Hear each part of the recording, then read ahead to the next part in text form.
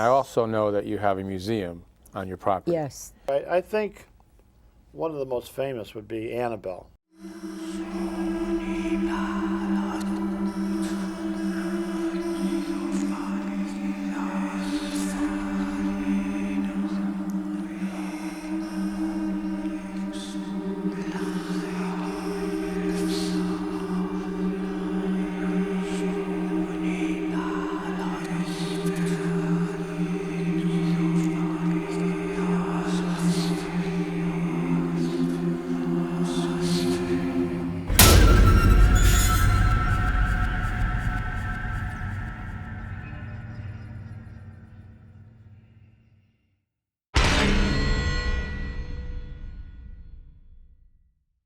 The Conjuring, Amityville Horror, Annabelle, and The Devil Made Me Do It, some of the most terrifying horror films of our time. These are among the many films based on the unbelievable investigations done by Ed and Lorraine Warren. But what if I told you the reality of these cases is much darker than Hollywood could ever depict? According to Ed Warren, that couldn't be more true. That was a horrifying case, and if they had portrayed it exactly as it happened with the Lutzes, who were driven out of there 28 days after they moved in, it was much more terrifying than what the book or the movie even showed. Locked away in the Warren Occult Museum are some of the world's most demonic, haunted, and cursed items. I had the privilege to visit the museum a few years ago, but was recently given the rare opportunity to be alone in the museum, facing it all for myself. To make it even better, the day we visited was Ed Warren's birthday. In this video, you will not only get a glimpse into the museum, but hear from Tony Spera himself. What you are about to see is very real and not for the faint of heart. Do you think you have what it takes to meet Annabelle and some of the most haunted items in the world? Well, here's your chance. You can get your tickets now for the Warren Seekers of the Supernatural Phantasma-Con on October 28th. Not only will you have the opportunity to see the real Annabelle doll among some of the most famous items from the museum, but tons of special guests will be there and more. At the end of today's video, Tony will explain more about this, but make sure to get your tickets now. Link will be in my bio, and I really hope to see you there. Here's my return to Annabelle.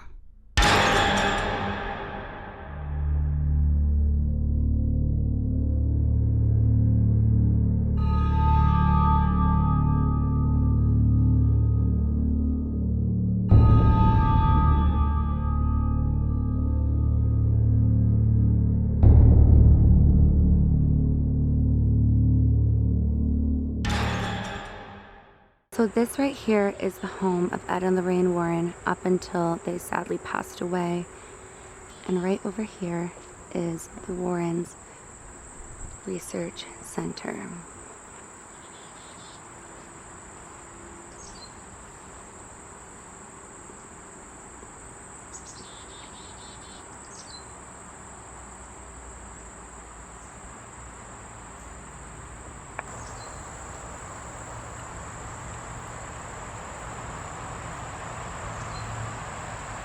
And this right here is the gazebo on the property of Ed and Lorraine Warren that you may see often referenced. You may remember seeing the gazebo in the Conjuring universe, specifically in The Conjuring 3, The Devil Made Me Do It. But this is the real gazebo that Ed had built for Lorraine, and it still sits on their property today.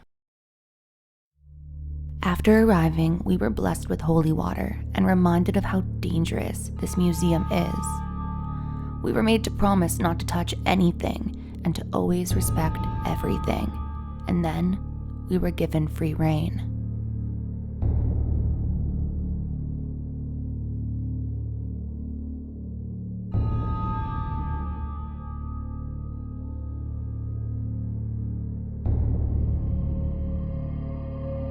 This is my first time truly alone in here, meaning that not a single other human being is within this vicinity. I want to kind of do a walk around. As you had heard earlier, at times sounds can be heard, almost like whispering can can be heard. So I'm very curious to see if any of that translates through either for me to hear or for you guys to hear while recording. I can understand why they say, like, it feels eerie and it feels different when you're by yourself.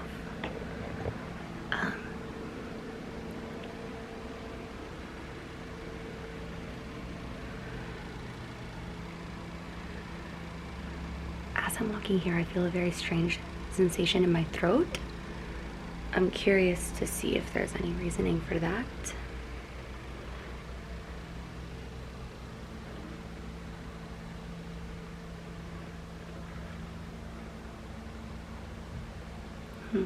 Okay, so prior to entering here, I had asked Tony which item in here, not that he was most fearful of, but that if I was to convey the dangers of, especially, and it was this satanic idol. Now, we had Tony in a previous video share quite a bit about it, but I wanted to share with you it once again, because upon even learning more about this idol, the history of the satanic priest, and the backstory in general, it is absolutely bone-chilling. So I'm going to show it to you once again.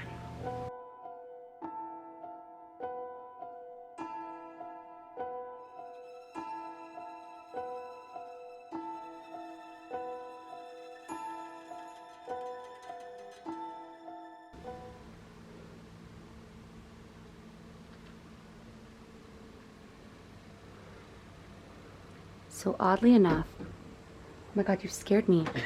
See? It's easy to be scared. Do you know in what's here. weird? Is when I was in here with you, you can look now. Okay, It's focusing on something. It's following no, something. but it's not even just that. Whenever I'm in here with you, it focuses perfectly on everything. And when you were just gone, nothing was focusing, almost as if something may have been manifesting that it couldn't focus on. And the second you came back in and I was about to explain it, you can see that it's following something. Yeah, it's following something. You guys can't, why don't you take a video of this for them?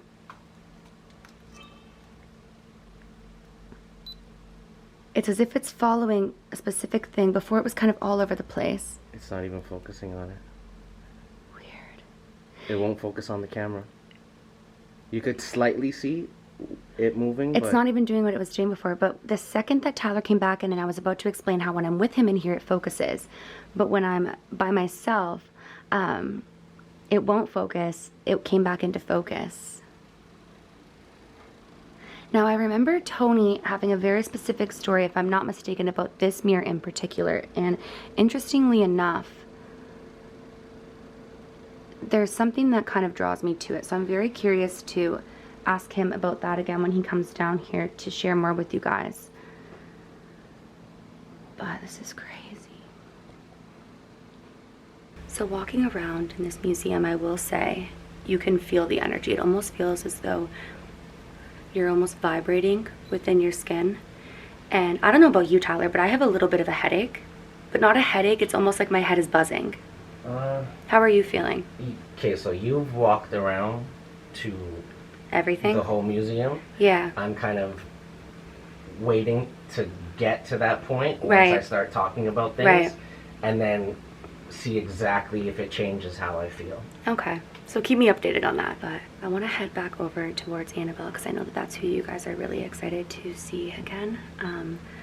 We'll walk over this way and I'm going to carry my camera very carefully. I cannot touch anything in here. Nobody should ever touch any of these objects. But I'm just trying to be careful with my arm out. Here she is. The energy in here is just very intense. I don't know, I keep hearing like a little like poof. Yeah, then we're attached to the house. It's them walking around probably. Probably. I don't know. That was weird. That one was No, but weird. look at the side that we're at. We're not even. It does sound like it's from up here. And there's nothing above Okay, us. hold on. Was that the house or was that a boom?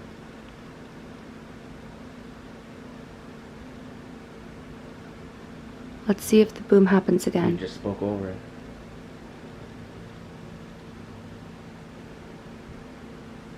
Did you just go boom?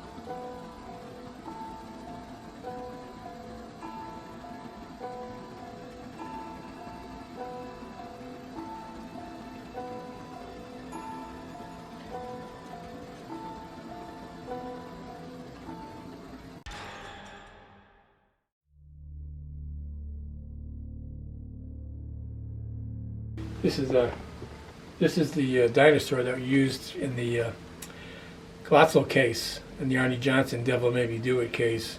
This is actually based on the Conjuring 3 movie. The Conjuring 3 movie was The Devil Made Me Do It.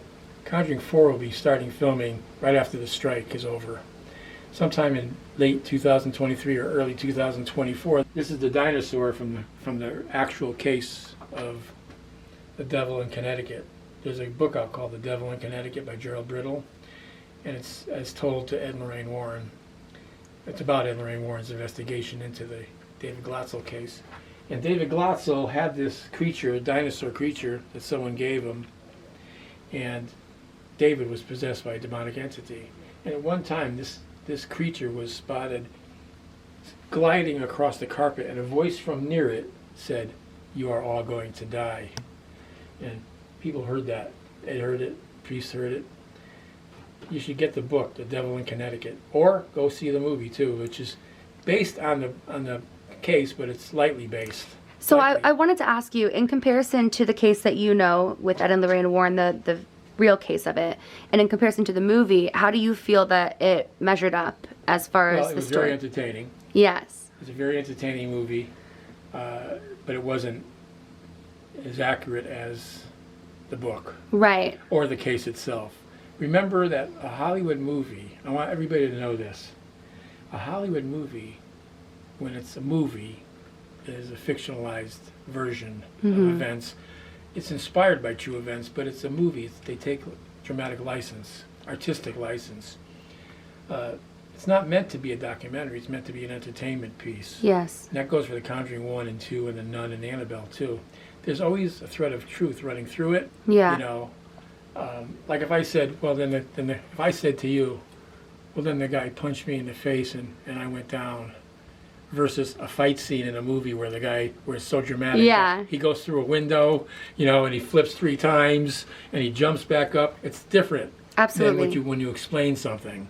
They want to make it visually entertaining. Absolutely. So I don't knock the writers and I don't knock Warner Brothers at all, because Yes. Warner Brothers, James Wan, David Leslie Johnson, Peter Safran, they know what they're doing. They know how to make movies. They know how to respect Ed and Lorraine's name. Yes. I have no complaint whatsoever about the way those movies were constructed. Absolutely. They're made to entertain, remember. And you know what? I'm glad that you said that, because the reason I asked you this is I will have viewers occasionally mention to me, like, there's no way I watch these movies. That's not real life. And you have to take it with a grain of salt. The essence of it is real life. That is a real case. That is a real possession. But ultimately, like you said, Hollywood will always do what they have to do to make it more entertaining. And I'm glad to hear that you believe that the integrity of Ed and Lorraine's cases that have been conveyed by Warner Brothers and conveyed in the films is there for you, and that you and Judy respect what was done, because that's the most important thing for the family and the legacy of Ed and Lorraine Warren. So I'm glad to hear that from your mouth. I'm going to tell you not a funny story. A story. In The Conjuring 3, Vera Farmiga, playing Lorraine Warren, is in the police cruiser or a detective car. She's the passenger in the car. Right. And then I'm not sure of the song. It might have been Suspicious Minds by Elvis Presley. I'm not sure if that was the song. But he says, "Oh, you met Elvis?" And she says, "I met Elvis." And he says, "When he was alive or when he was dead?" And she says, "Both." Yeah. Right? We went to Graceland in 2000 and something, early 2000s.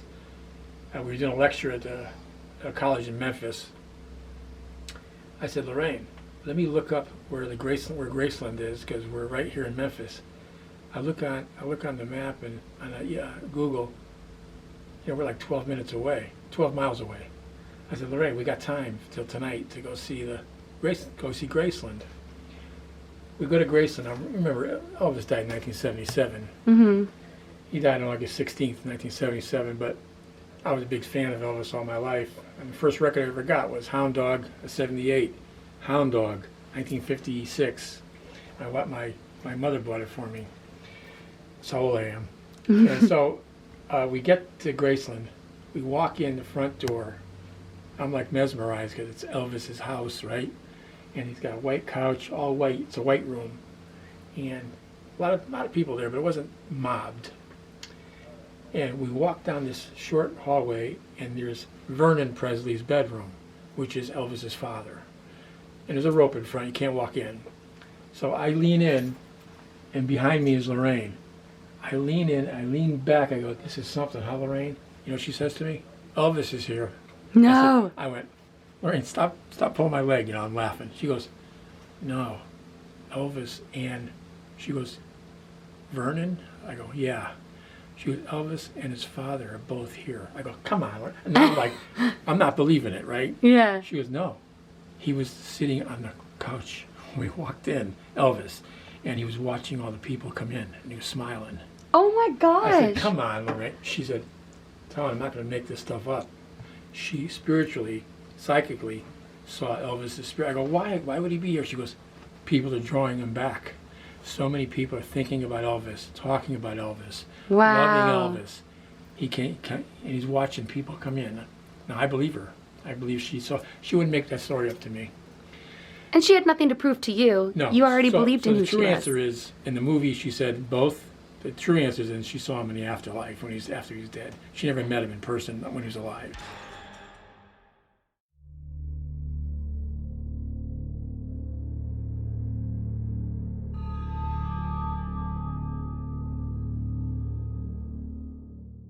There was a gentleman, this was about, it was right before our first Paracon, so 2 years ago. Right. He had reached out to us, and he was like, I have this object, it's a sword. I picked it up on the black market. Oh, wow. He goes, I'm a collector of, different types of swords and stuff like that.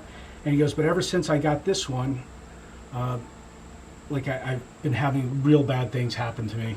I can't sleep at night. There's stuff moving around my house.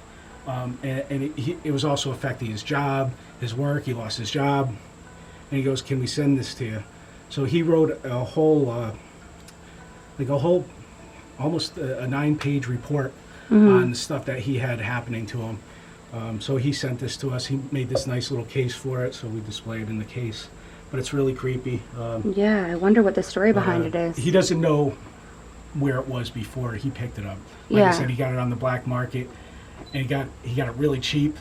And he met the person, and it seemed like they just wanted to get rid of it. He bought it for like $20, and he goes, the thing's probably worth, thousands of dollars. Yeah. He goes, but I just don't want it, and I don't want to pass it on to anybody else, so can you guys take it? Absolutely. So here it is. It's been blessed and on display.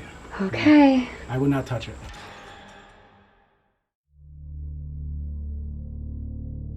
Story about this, she's known as the White Lady of Union Graveyard. And this is just a representation of what she looks like to people who have spotted her just standing or walking or gliding around Route 59 in Easton, Connecticut. As far back as, say, 90 or more years ago, the Barberi brothers, who lived in a farmhouse above the Union Graveyard in Easton, they reported back then spotting a specter dressed in a white gown walking and flitting through the gravestones.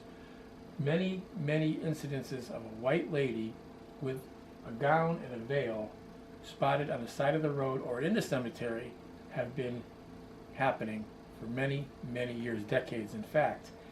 And we first became aware of it in about 1990 when a young man by the name of Rod Vesey, at that time I think Rod was probably around 30, and he was working at Home Depot in Fairfield or Bridgeport, and he's coming back from his shift, from 4 to 12 shift. He was driving by Union Cemetery at about 1:45 at night on a September evening. Crisp, cool evening, no rain, no fog, and he's driving along Route 59 about 35 miles an hour, and he happens to sense something in his passenger seat, he says. He looks over into the passenger seat and he sees a man dressed in like 1940s garb.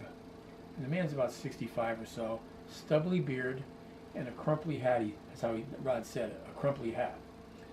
And he sees this guy, and you know how you do like a double take because you can't believe your eyes? So he goes like this, and the man's gone.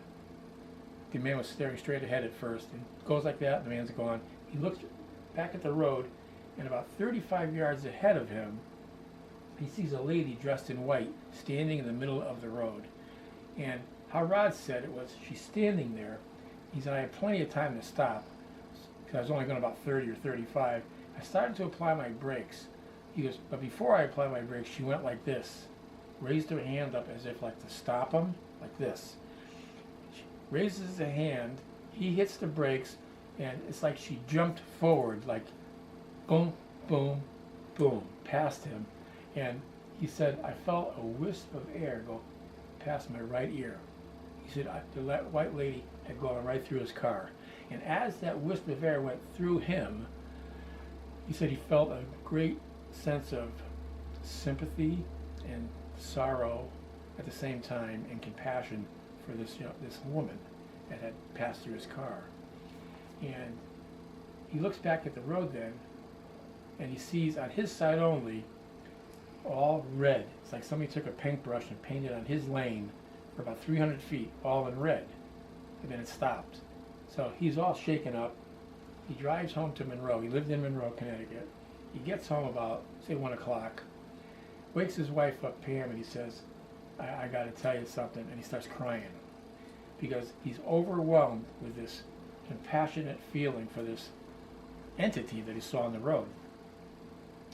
Pam says, Rod, why don't you call Mr. Warren in the morning? He lives right here in Monroe. And Rod did. He called Ed and explained to Ed, and Ed said, can you come over and do an interview, which he did. Very credible young man. Rod was the kind of guy who was very smart. He won the Connecticut lottery back in about 1989 for $2.5 million. So he didn't have to work at Home Depot, but he wanted to buy stock. And you could only buy stock at Home Depot by working there at that time. So he was smart enough to say, I'm going to get a job stocking shelves and I'll buy stock. So he was a very credible, nice man, very artistic, and very sensitive too. And I think that's why he saw this had happened. So I believed it, Ed believed it. In fact, Ed went out in September of that year in his van and parked inside the Union graveyard, which you better not try today because you'll get arrested for trespassing. And he sat there with his video camera at the time, a VHS camera, and to try to record any incidents that might happen. And on the 7th night Ed was there. He was there from 9 p.m. to about 6 in the morning every day. On the 7th night, Ed captured a white lady of Union Cemetery flitting through the gravestones. And I got it on my YouTube channel, the official Ed and Lorraine Warren channel. You'll see it, and you'll see NESPR on the cover. You could look through the videos and find the one with the white lady, which I wasn't going to put up, but I got so many requests for that footage. It's not the best in the world footage, by the way. It's not 4K. It's VHS tape that's been duplicated and put onto the YouTube. So it's not going to be perfect, but you'll see it. If you watch it in the dark, you'll see this thing flitting through the gravestones. So, I believe the story. Ed believed the story. Ed passed away in 2006. But Ed used to tell the story all the time. But to reconfirm the story was amazing. About 7 years ago, maybe 8, I'm in a diner with my wife and with Lorraine. And we're getting up to leave. And this man, about 85 years old, this guy's name is Joe. He's wearing a Marine Corps hat, baseball hat, and he stops at our table and he goes, Lorraine, I haven't seen you in so many years. Now, Lorraine met thousands of people. She didn't remember anybody named Joe, but she made like she did. And he's talking to her and he's saying, boy, the movies that come out and everything, he goes, I know that you must be really busy. You must get a lot of people talking to you about this stuff. And for some reason, he starts to walk away and he goes, well, I know this stuff is real, though. And I stopped him. I said, Joe, why'd you say that everything's real? Because I know he must have a story, right? He goes, well, I know because something happened to me. I said, what happened to you, Joe? This is the story he told me, and you're not going to believe me. Well, you better believe me. He says, I'm driving home from work one night. I used to work at like some electric company in Fairfield. He says, I'm driving home from work, and about 7:30 at night, and I'm driving down Route 59 past the graveyard of Union Cemetery. I go, yeah. He goes, all of a sudden, this guy with a pointy hat is in my seat, my passenger seat, and he's pointing off to the side. I go, really, Joe? He goes, yeah. And I look to the side, and there's a lady dressed in white on the side of the road. He goes, this is what he says. He goes, and on my side of the road only, it was all pink. I said, "You're kidding, Joe." He goes, "No." And he goes, "In fact, I kind of like felt funny, like maybe I hit her with my bumper or something." So I turned around to make sure I didn't hit anything. I came back. He goes, "There's no lady, no pink, no nothing." He just shook me up. I said, "When did this happen, Joe?" He goes, "On the 1970s, like 20 years prior to Rod." He had the same experience that Rod had. So that confirmed to me, because I could tell Joe wasn't one of these internet guys who goes on the internet. And I said, "Joe, will you do an interview with me and tape this?" And first he said yes. Then when I got home and I called him, he backed out. He said, "I don't like to talk about evil stuff," because he's very religious. He thought it was evil to talk about too much. So I said, "Okay, Joe, it's okay." But I know Lorraine heard it, my wife heard it, and I heard it. So that confirmed to me that this white lady incident that Rod talked about was real. And many, many people have come and called us up and sent us emails saying they saw a lady on the side of the road at Union and at Stepney Graveyard, which is about 3.5 miles up the road in Monroe. Walking around this museum alone is an indescribable feeling. The energy, though blessed and locked up, is undeniable. In this next clip, Tony tells you about your chance to experience something like this. Well, guys, welcome. And I'm so happy that Hailey and Tyler have come to look around and see what's here now. I understand Hailey and Tyler are going to be at the Phantasma-Con that we're holding in Mohegan Sun Casino. It's going to be on October 28th, 2023 at Mohegan Sun Casino in Uncasville, Connecticut. It's a very nice resort and casino. And for tickets, you should go to nespr.ticketbud.com. I think Hailey will put it in the notes too, but it's NESPR, New England Society for Psychic Research. nespr.ticketbud.com.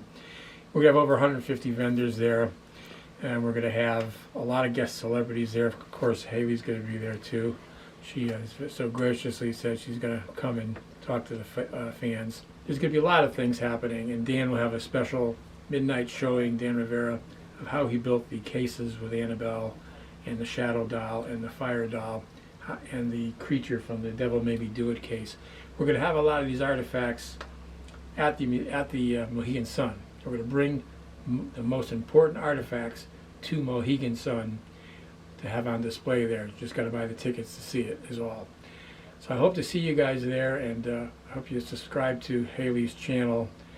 She's got a good amount of viewers, but she could always use a few more and spread the word. You know what I mean? She wants to spread the good word the word that evil exists, and it's a warning to those who want to dabble in the occult. They always ask us, like, why do you show these things? Well, or why do you keep them? A lot of times they'll ask us that. Well, the reason is we show them as evidence to show that these are actual cases that Ed and Lorraine were involved in. And we have other people since them that have sent me items also that have had problems with when they acquired them. And the other reason is for the student of the paranormal who are interested. If you're interested in things, you want to see it. You want to be involved in it and know the story behind it. And the best picture is worth 1,000 words, Just to hear about it is one thing, to actually see it is another. So, and it's a warning not to dabble in occult practices. So, Tony, what would you tell somebody watching this right now who is interested in this and wants to learn more or maybe investigate on their own? What would be your best advice? I'd say, absolutely, you can do this if you're interested and your interest is true, and you have high integrity. In other words, to do it just for yourself, to get thrills, to get the excitement factor for yourself, that's not, to me, the proper reason. You want to do that, go to a movie, watch The Conjuring 4 that's going to be coming out, and The Nun 2 that's going to be coming out, or any of the Conjuring universe movies, right? You watch that and you get thrills because it's entertainment. But we do this as a warning to people not to dabble in the occult. And our society in general, started in 1952 by Ed and Lorraine Warren, is to help people who are afflicted by paranormal, dangerous incidents that happen to them, hauntings. Their house gets haunted. So if you want to get into the paranormal, do it for the right reasons. It's like It's like a police officer wants to be a police officer mainly because he wants to help serve and protect the public. Opposite of what people may think today, that's the reason they get into it, because I used to be a police officer and I know. I didn't go into it to hurt anyone. I went in to try to help others. If you're going into the paranormal realm, investigating to help others and to warn others of the dangers, then you're doing a good thing.